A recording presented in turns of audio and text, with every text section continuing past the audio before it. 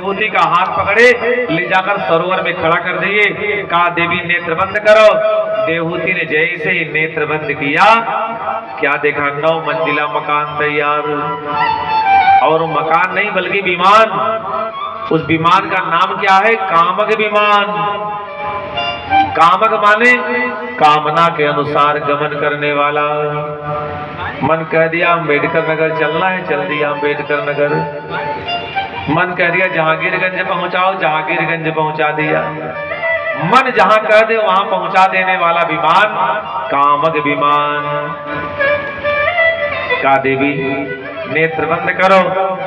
जैसे ही नेत्र बंद करके खोला, उस विमान में सैकड़ों दास दासियां उपस्थित, भोग और ऐश्वर्य की सारी सामग्री उपलब्ध।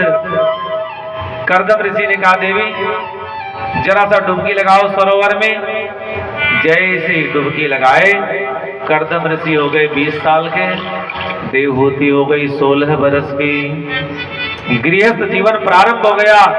महात्मा कर्दम ने कहा था प्रभु विवाह तो मैं कर रहा हूं, लेकिन एक ही पुत्र पैदा करने के बाद मैं गृहस्थ जीवन त्याग दूंगा। लेकिन भगवान कुछ और मंजूर है।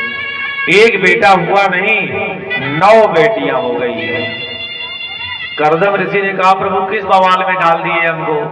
हमने सोचा था एक ही पुत्र पैदा करूंगा और पुत्र के रूप में स्वयं भगवान नारायण जब आ रहे हो, दूसरे संतान से क्या लेना देना। लेकिन जब 9 बेटियां हो गई, कर्दम ऋषि घबरा करके जंगल भागने लगे। देवहूति ने चरण पकड़ लिया, कहा महाराज ऐसे भाग जाओगे? अरे 9 बिटियां पैदा कर दिए हो, एक तो लड़का देके जाओ जो देखुआरी उखुआरी करे इनके लिए। कर्दम ऋषि शायद भूल ही गए थे